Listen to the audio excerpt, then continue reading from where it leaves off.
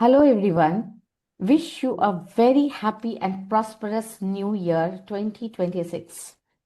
I'm Dr. Supriya Jaiswal, Chairperson Adolescent Health Committee Fogsi, your host for today, and you are watching the Gyan Pravah podcast series, episode number 338.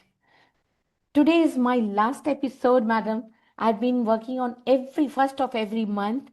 So today is 1st of January, the last of my series, the excellent presidential initiative, the unique of its kind, the brainchild of our own President Foxy, Dr. Sunita Tandulwadkar, madam. Again, I would like to quote that ज्ञान का बढ़ता रोजाना एक अनोखा रंग हर रात 8 बजे जुड़िए आप फॉक्सी के संग. This was the wonderful quote we had. So, on this first day of the year, the 1st of January, here I am with a celebrity speaker, my guest speaker for today, Padma Shri Dr. Kamini Rao, Madam, the dynamic past President Foxy, who took over as the President of Foxy in a very young age. They say she was the youngest president who took over as a president. So, the topic of discussion, our dialogue is on the selfie generation struggles. The youngsters who keep on taking selfies. So, what struggle they face, we are going to have a dialogue on that. And but before we begin the podcast, I shall take the privilege of introducing the lady behind the extraordinary and unique show, our President Foxy, Dr. Sunita Tandulwadkar, Yeah, Madam. it is not my introduction. Please, God bless you. No, I But, come Madam, every you day. are So, yeah, okay. today is your day with Dr. Kamini Rao. I'm Only here. one line I'll tell you, Madam. You have, Madam, only thing I wanted to tell Madam is President Foxy at present, and but she loves to love us. She loves to be with us, enjoy with us, travel with us, the spiritual journey, the academic journey, the dancing and the singing, everything, Madam. We had lots of fun. We learned lots from you, Madam. No words to explain. And thank you for this wonderful platform you have given us. And Madam, you are excellent. So over to you, Madam, for Thank you, your. Supriya. Thank you for your kind words and love. I love my chairpersons like anything. These are my 30 bachas. And they all have Dr. Kamini Rao. I don't know about the other chairperson, but my chairperson, this set is fantabulous. I had told them no webinars at all. So they said, then what are we going to do? I said, I'm going to give you something different to do. Because these chairpersons are the future leaders of Foxy. They need to develop their leadership quality. I'm sure when Supriya has taken a first podcast and today's our podcast, she has developed a lot of self-confidence, the way she will lead the podcast. And all these 30 chairperson punctuality, the way they have worked, the way they got in, the moment their one podcast is over, they just try to find who can be the better, who can be the best, and how I can take it with a different topic. I think, Sapriya, you are an adolescent, and today you have taken out the selfie ka topic, and that too with Dr. Kamini Rao. You should have also made two people join, Dr. Narendra Malhotra, the king of selfie. Yes, Madam. Ensure he listened to this podcast. But nevertheless, Dr. Kamini Rao, thank you so much. You all led the organization, the foundation so beautifully. It was a beautiful journey for me to walk on this path in 2025. My chairpersons, my vice presidents, the office bearers, everyone worked along with. I think I did not work only with those team. I did not work only with the president and secretaries of 282 societies, but I took nearly 2,000 Foxians in my projects. May it be publication, may it be data collection of Know Your Number, may it be writing the EBR, maybe it Eagle project. They never had been to Foxy any conferences, but I involved them during my tenure, and I felt they are the reason why Foxy is so vibrant. And it was very important to disconnect that Foxy belongs to certain people. Foxy don't belong to us. I wanted to take out from the minds of many. So this Gyan Pravah is one of the podcast series is successful only because of my committee chairpersons. And 31st of the month, when alternate month it's there, I come out and we are discussing on Bhagavad Gita with Mr. Rohit May. Tomorrow I have that 31st, the last episode of my tenure also, because we are closing on 13 January with 351 episodes. When we started, we were not knowing whether we'll do it. We just decided we'll do it. Let's think about our 13 January, and things have happened. 351 episodes will come. So it will be, I think, Nabuto no Bhavishyati. These 30 chairperson are the reason why these programs are successful. I wish again a very best podcast, Supriya, and I'm joining Dr. Kamini Rao from the viewers link, and I'll be listening to both of you, and I will be enjoying your witty dialogues over there. Thank you so much. Thank you, ma'am. Thank you. You should have chosen how Thank to you, remain madam. youth Thank you. also with madam. How to remain youth years after years and decades after decades. Yeah. That would have been also better than the Yes. selfie. Thank you. Thank you. Thank Okay, you. thank you, Oh, madam. Yes, bye, madam. So now, well, since madam is not there, we start with the podcast. But before that, for the audience, for the viewers, I would like to introduce a very dynamic Dr. Kamini Rao, madam. She was the Padma Shri awardee in 2014. Madam Dr. Kamini Rao is the co-founder and chairperson of Dr. Kamini Rao Hospitals and recipient of Padma Shri, has a wonderful clinical and research career in reproductive medicine. Her artistic energy, diversity, and versatility was well acknowledged in the country's medical and research community. Inspiring, enigmatic, and a blessing to aspiring parents, she is an explorer and never stops teaching the masses how to get every last second worth each day. Dr. Rao is best described as an individual with a fine blend of diligence, enthusiasm, determination, and desire. So, the pioneering role that Dr. Kamini Rao has played in the field of assisted reproduction has resulted from extensive study, enormous research, and credible achievement through dedicated service, adding value to her patients' lives. So, on the personal front, also, Madam Rao is the daughter of eminent gynecologist Dr. P.R. Desai and a homemaker mother, Mrs. Parimala Desai. Dr. Rao's father, Dr. P.R. Desai, was the Director of Health and Family Welfare Services of the government for the government of Karnataka and the first male gynecologist of the state. He was the senior most founder of the Bangalore Society of Obs and Gynae and was thrice elected its president. That is wonderful, madam. Her entire family is from the medical profession, with only one sibling being an engineer. So, with her father as a role model, watching his dedication into his patients and career and his relentless hard work, Dr. Kamini Rao, madam, decided to follow in her father's footsteps. Registry Committee, Constitution Review Committee, and Website Committee to consider. So, madam had so many contributions like in OBGY, she during the year 2000, Dr. Kamini Rao served as president for the All India, this is the Fogsi.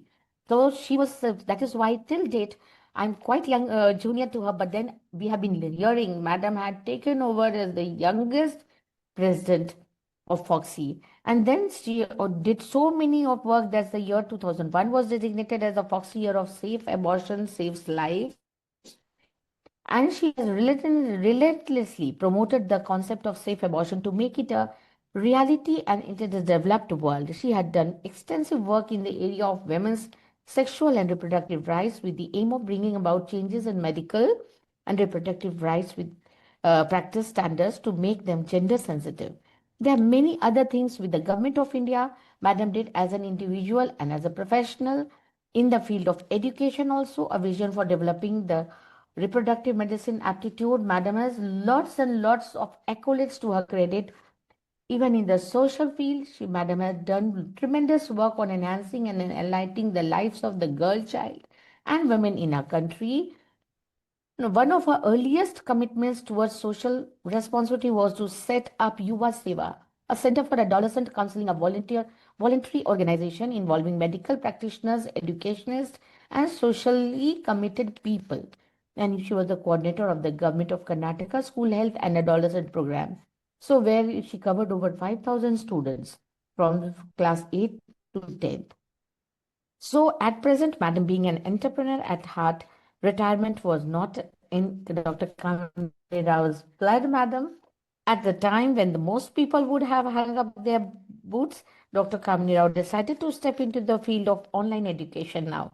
So, e learning has completely transformed the way in which education is imparted to students. The venture will be a collaboration between academic, industry, and healthcare providers. So, another venture is Dr. Kamini Rao's Masterclass, a talk show that airs on online streaming platforms where Dr. Kamini Rao interacts with very well known personalities and talks about them.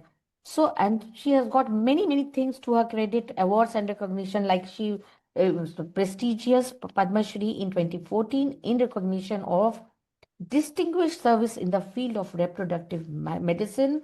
So much congratulations, Madam.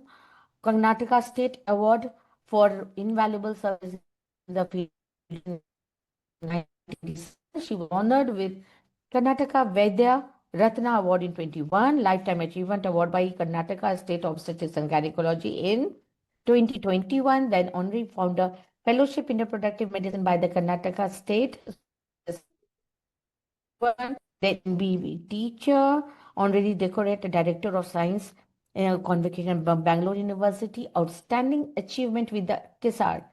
So many awards, lifetime achievements by many bodies. And Madam has, if I read all the CV, Madam has a huge CV of 14 pages. When I downloaded and took out the print, Madam has got too many accolades.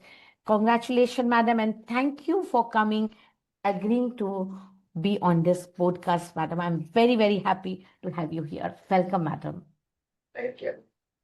So, Madam, Yeah. yes, Madam. So now I'll Thank you. start with the thank you. So, Madam, so we'd like to a topic of discussion, the dialogue is about the youngsters who keeps on taking selfies, though they are very much they are not knowing what they are doing. So, what does the term selfie generation mean to you in the context of today's adolescence, Madam? I think today we are looking at a generation of adolescents which is different from the generation we were in. And 40% of our population now belongs to that adolescent population, which is anywhere between, say, the 11th to the 19th year. And this is a very difficult time, both physically, endocrinologically, as well as mentally. And therefore, one has to sort of look at the environment, the internal changes, and the mental changes. So today we have a very confused lot of youngsters who have to be directed properly. They are very good in what they're doing, but sometimes they can be misguided missiles. So, if directed properly, they can just be the best, but there are a lot of opportunities, like you call them selfies. There are also many distractions that can take them in the wrong direction as well. So we can talk about it as we go along. Yes, Madam. Thank you for the wonderful explanation of this question.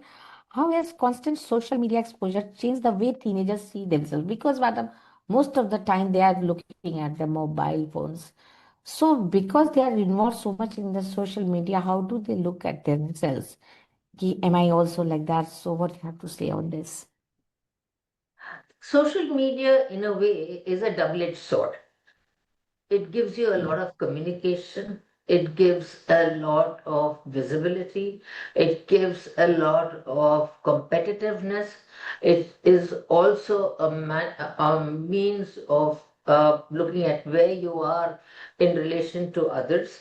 But at the same time, it also gives a false sense of security, and at the end of it, you only want to see what you want to see. I mean, whether it is necessary for you or not is not the point. The point is, it gives you avenues of looking into a lot of sites which may not be for you at your age, and at the same time, you may not have the maturity to understand what those sites are actually telling you. So things may be a bit too mature for your immature mind, and then when you actually try to confront your parents about it, the parents themselves are unaware, to say the least. For example, about puberty. Many of the children, when they reach puberty or just before puberty, they are not aware of the changes that take place in them.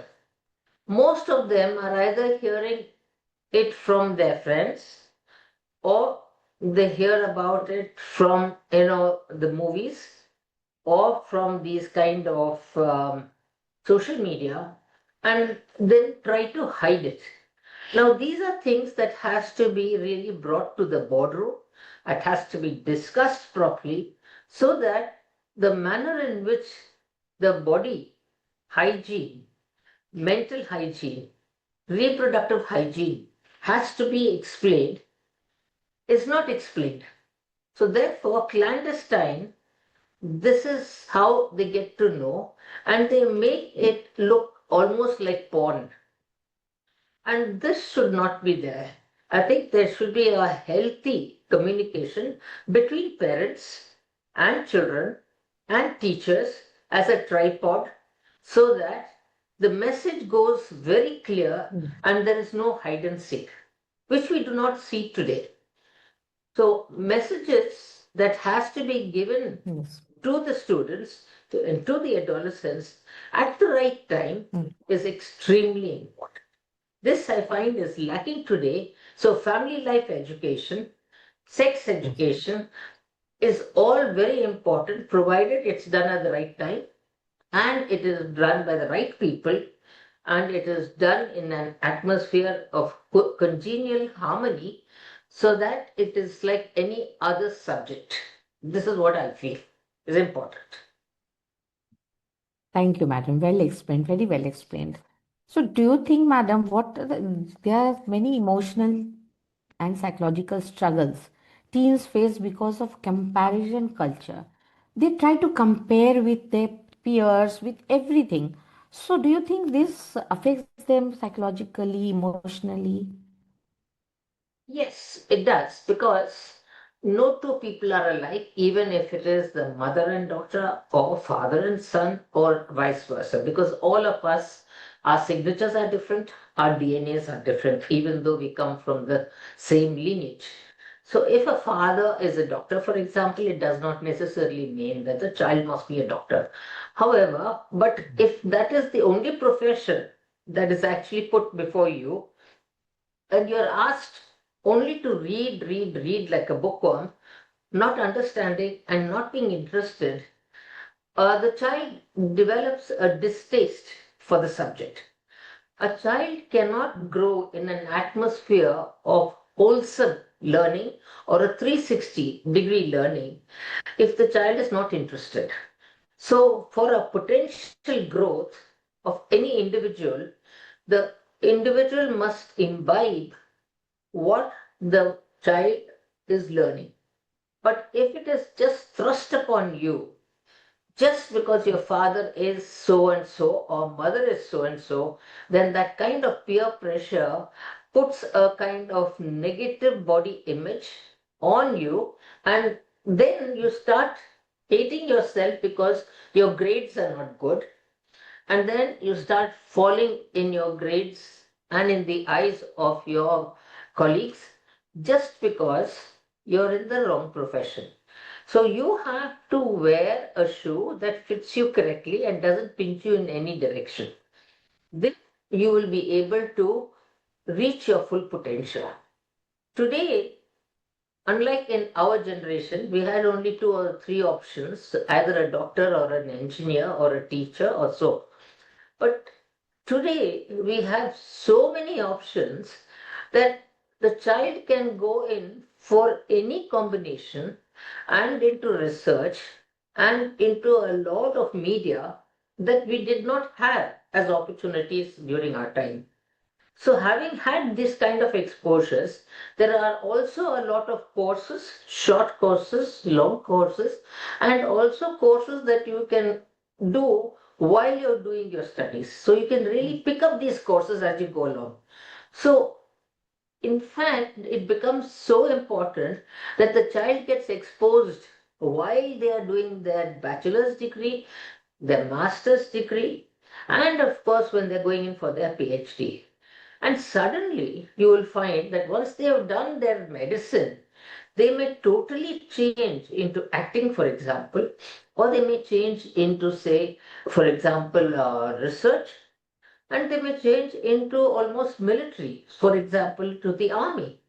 Now, when Yes. the calling comes, they just go ahead and do it, and they, reach their full potential.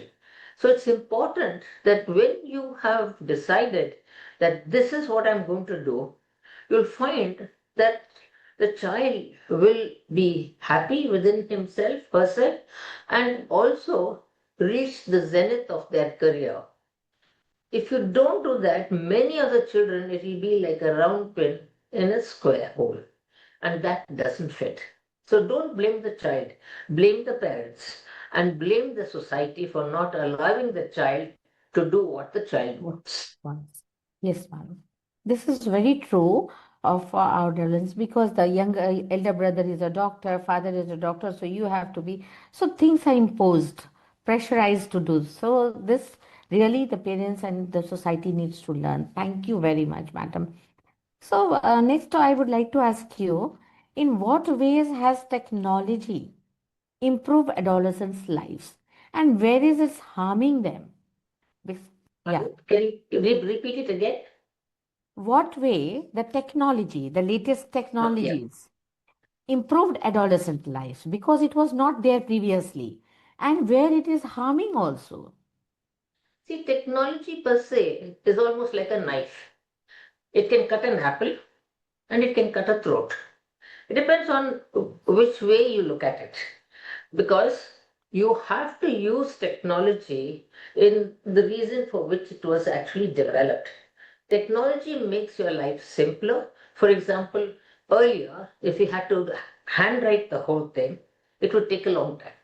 But with technology, we are able to write very fast and repeat it as well as communicate this from one end to the other. Earlier, for example, if we had to write a letter to somebody abroad, we would get the aerogram, we'll do it handwriting, and then we will send it across to the UK, and then we wait for 15 days, and then we get a reply. Though, of course, I still prefer those handwritten letters, and I still would enjoy getting those airmail letters. But nevertheless, today, in a short time of less than a second or 2 seconds, we've sent the email, we've sent the WhatsApp message, we've sent, lots of documents, and they have received it in no time. Now that's technology. I would not have thought of it had I been in that generation where we didn't even have a fax machine, for example. We had a telephone and we didn't have a WhatsApp.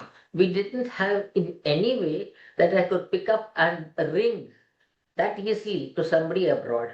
We had something called a lightning call, or we had one emergency call, but we had to wait near that black phone and we had to wait for that call to get connected. And the exorbitant prices for those calls was amazing. The same thing now we see as far as the payments are concerned. You'll find that you can go and just go to the shop and buy a car now. But those days, you had to wait in line to buy the car because they are now mass produced. So technology per se has made life very easy. What about your washing machine? What about your cooking? What about all this Swiggy, Zomato? I mean, you ask for anything, lo and behold, it's there. So technology per se has in its own way, sort of made things very easy. But at the same time, technology has actually broken the joint family system. It has lost the social part of family. It has sort of made nuclear families much more prevalent.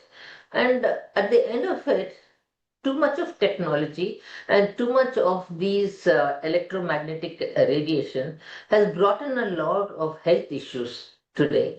And we find that a lot of these neuroblastomas, glioblastomas are all because of the head being really cooked like a tandoor because of all those electromagnetic radiation. So you see a lot of the CNS tumors that are increasing tremendously. And because of these phones being stuck all the time on the ears, and the ears get heated up, so also the brain cells get heated up. So one should also know where to stop. So once you start using these mobile phones, you also have to know how much to use and when not to use. And then, of course, you also know that these phones, mobile phones, can also get you into mischief, especially with all these kind of mess and scams that take place. The banks as well, with all the passwords, and people from our generation are not as savvy with all the apps and all these kind of things. So we may land up where we can lose all our money in the bank. So for us at our level, at our age, we also have to keep learning to keep abreast with all these kind of technologies.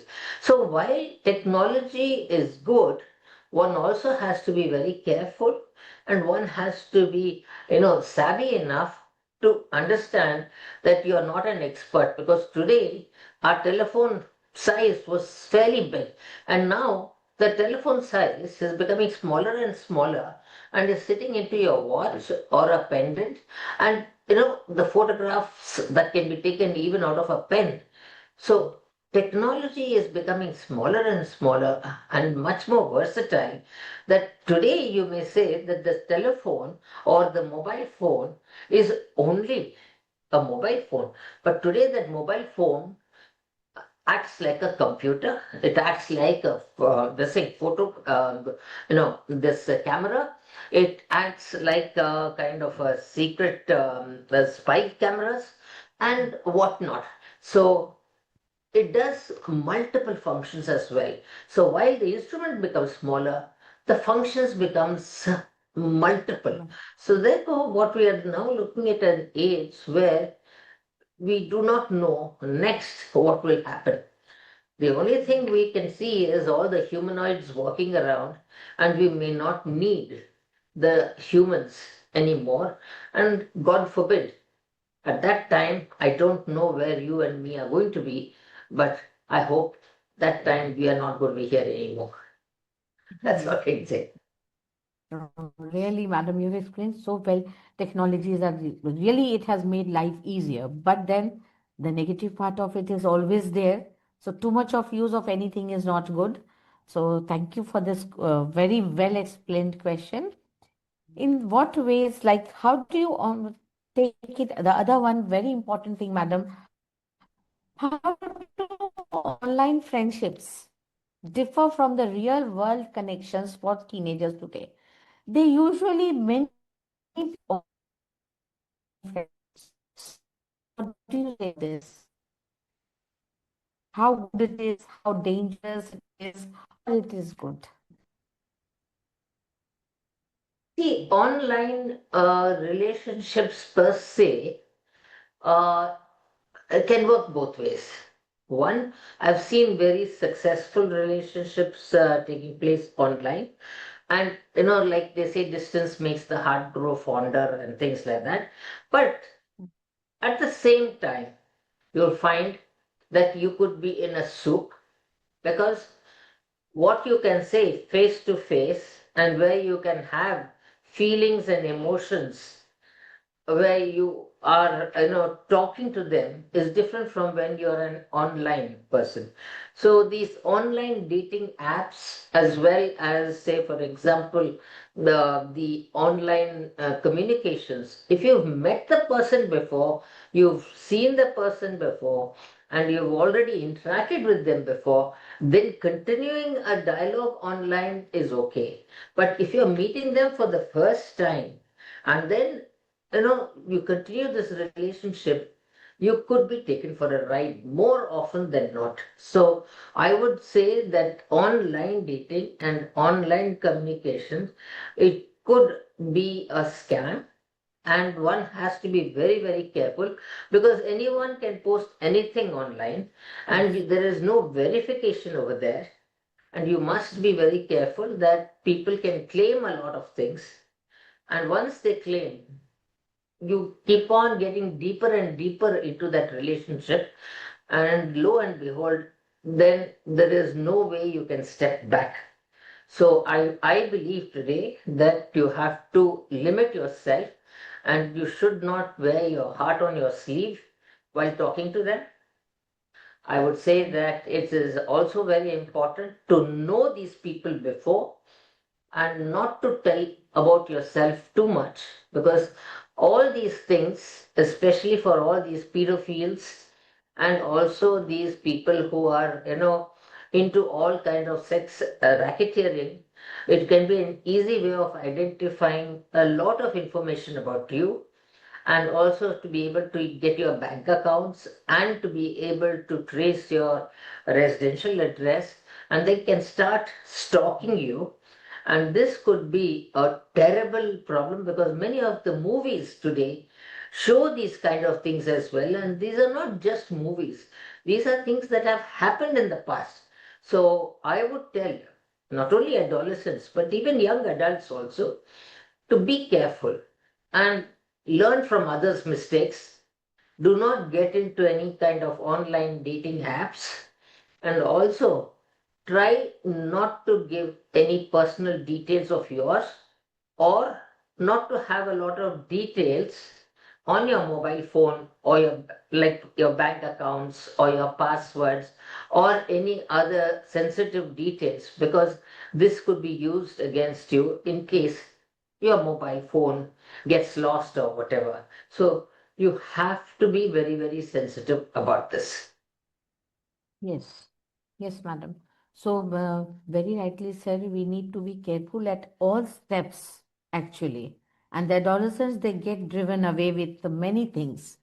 So, how can adolescents, like the parents, what are the role of parents and the educators, and also we the health caregivers? So, is there a triangle, a relationship between all these three, parents, teachers, and us, we doctors? How can we help the adolescents grow into a right shape, right direction? Uh, like I would say that the fact that you produce the children, that means you are responsible for them. You can't expect that the community is responsible for them when you have produced them. The children are your responsibility. The community can at best be supportive in nature by giving supportive help. For example, providing the schools, or providing the parks in which the child can play, or the community activities. But to produce these children and not be bothered about their education or about their hygiene or their upbringing is a gross neglect on the part of the parents. And especially if every mother and father can look at particularly their male child and explain to the male child that once you have this male child must look at other females as sisters, mothers, and daughters, and see that they are protected, then we would not have such a big problem in the community. They become antisocial elements because of the neglect of the parents, and particularly particularly the mother. Mother. Yes. And this kind of training must start from home, where the father treats the mother with respect and the father treats the daughter with respect. So, very early on in the life of the boy, he comes to learn that he has to respect his sister. If it starts from there, then going forward, you will find that he learns to also respect his colleagues. But when he has a lot of fighting at home, where father beats the mother, he thinks that's the way of life. So, responsibility starts at home. Parents must teach their children that respect of the mother, the girl child, etc., is part of their duty and it cannot be bargained for anything else. Also, one has to remember that don't produce children. Nobody asked you to produce children. You produce because you wanted. Then why do you take these children and put it on the government's head when they're antisocial or they go into sort of these prisons, etc.? I think government does not have to take in charge of it. Then you blame the teachers. Now teachers are also parents. So parents, there's a parent in every teacher and there's a teacher in every parent. So it's an interchanging role. Parents are there with the child most of the time, and the teachers are there for about 6 hours. So teachers say that the parents should look after the other activities while we will look after the studies. So for all these personal hygienes, menarche, pubarche, and telarche, and all that, it is the parents that have to take care. But parents say that because there are a lot of children around, so the teachers can, collectively tell the students. So this constant tug of war between the parent and the teacher, in the background, the students get neglected. So I believe today, respect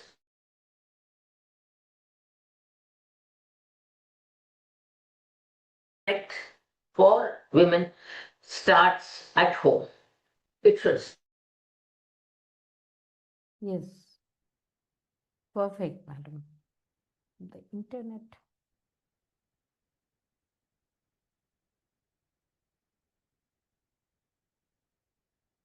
The support team, is it my internet, madam? No, it's madam's connection is down. Okay. You're audible.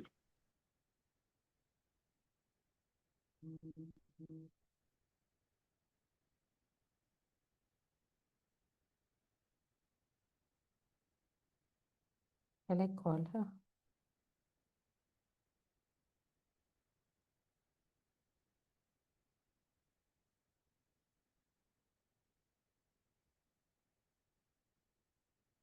Yes, madam. Yeah, you are muted, madam. Muted. Just unmute yourself. Get Yeah. which So, part did you not get? it's all right, madam. So you have well explained that the role of teachers, the role of parents, everything is very important. And children, all education begins at home. So, Yeah. madam, apart from this, I would like to ask you about your personal life. Like you had been impressed with your father's career, you had been looking at him. So, how did you feel when first time you took over as a president of Foxy? So, how much responsibility, what you felt that time? Well, when I was, for me, when I was in the UK, I was there for 10 years and I came back from UK in 1990 and I had planned. My thinking is very different from others that I plan every 5 years what I need to do and then I work backwards. So if I have to do something now, this is what I would have thought 5 years ago. So I start effecting it year by year, but many times I get it right and sometimes I get it wrong. But plan you must have. You can't buy a car and put petrol and then look for a Google map. You must have a map, because once you have a map, you know what type of car you have to buy, a four-wheel drive, a two-wheel drive, or a Jeep, or an Endeavour, or a Mercedes Benz. And then you have to decide as to where you want to go. So for me, it was always, I had to have my objectives right as to what did I want to do. One thing I said, if I stayed in the UK, my children will not get that culture that I want them to. So I had two, so I had left them in India and I'd gone there to finish my studies. So after finishing the MCH, my MRCOG, as well as DCH, and that DNB, I came back to India. And as soon as I came back to India, I decided that I must get into the societies, because I wanted to do something different to the communities. Yes. So I said, I laid out a plan that in 10 years, I should climb the ladder. In 5 years, I should finish everything in Bangalore, the societies, and the state, Karnataka, and I should aim to finish the All India chapter as well. So I started working towards it. As soon as I came, I became the chairman for the founder chairperson for the Genetics and Fetal Medicine Committee. That was 5 years. Then I became the senior vice president for Foxy. Locally, I became the secretary for the Bangalore Society. Then I became the president of the Bangalore Society. And then, of course, I went on in 2000. So I was here in 1990. And by 1998, I had won the president of Foxy. But what was more important was that I never went around canvassing like the way people are doing now. Yes. I only went with my knowledge. And many of the societies used to say, but you're not telling me you're standing for election. I said, that is for you to decide. When I come to my mother's house, do I come and tell my mother I have come? No. You decide. If you think I'm good enough, you vote. Otherwise, don't vote. That's all. I have never gone asking people to vote for me. And the ones that voted for me are also people who are young. Because I always insisted that I want to talk to the PGs. And I would tell them, you give me any topic and I will answer. So I always used to talk to the PGs. And then in those days, we didn't have all these computers and PowerPoint and all. I was having those overhead projectors and those 16 slides. So I used to go everywhere. Unreserved compartment in the train. I've traveled by bullock cart. I've traveled by bus. I've traveled everywhere. But travel I did. And I enjoyed myself. And then I came back. And there were 4 people contesting against me. And I won. And let me congratulate you, madam, the way you have won the election at such a young age and against 4 people. It's not very easy. There were 4. So therefore, I told myself, my objective was very simple. I wanted to see a lot of youngsters getting into Foxy, because there were no youngsters getting into the mainline conference of Foxy. So I wanted to break that. Yeah. And the second thing I wanted to bring in is a 1-point agenda of getting message into the mainstream of the National Family Planning Program that safe abortion saves lives. Yeah. So I got the manual vacuum aspiration syringe incorporated into the National Family Planning Program. And that year, even in the government, it was called Safe Abortion Saves Life, because 13% of maternal mortality was due to unsafe abortions. Huge That's why. percentage, madam. Yeah. Yeah. So you And worked hard on that subject. pardon? you worked really hard on this. Yes, though I was an IVF expert, I don't do Yeah. abortions, but I said that this is the need of the hour. Mhm. I did Yes. not travel everywhere to do a conference. I did not travel everywhere to do anything. I made everyone else travel to come up. I only did the training of trainers workshop. That's all. Wow.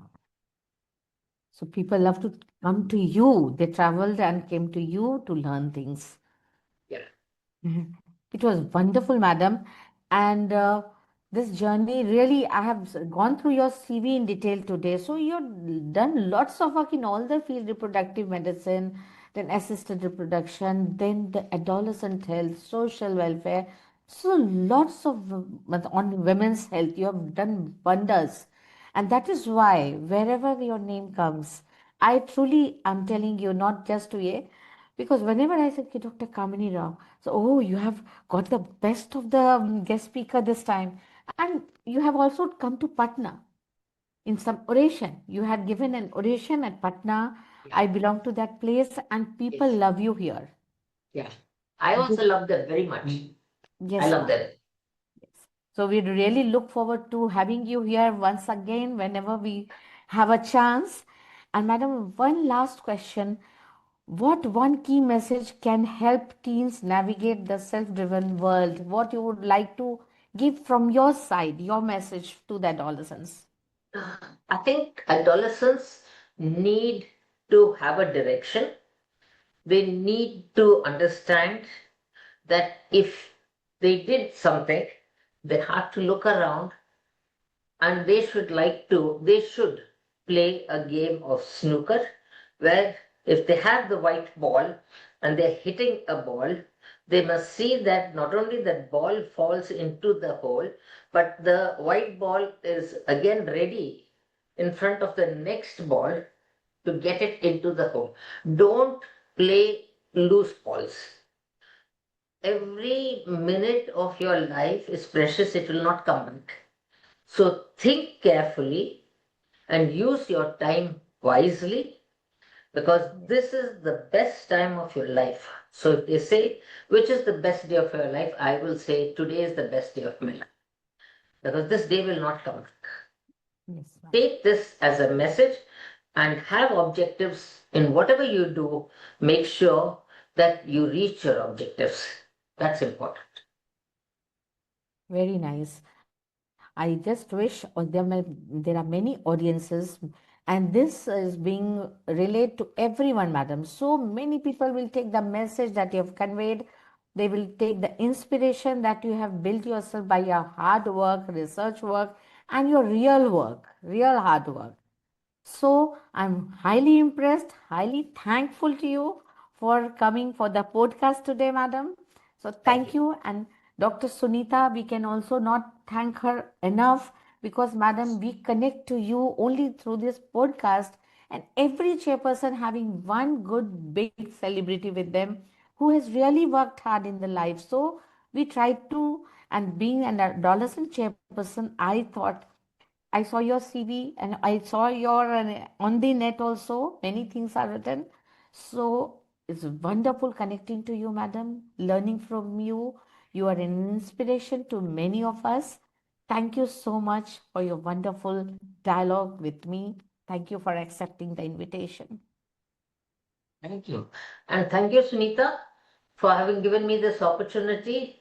I appreciate this, and this is a wonderful show for everyone in Foxy. Foxy has become such a big family, and it's a mixture of a lot of career prospects, spiritual activities, academic activities, and I think Foxy is a you can't call Foxy just academics. It's got a mixture of everything. And Everything. that's why Foxy is complete. And thanks a lot, Supriya.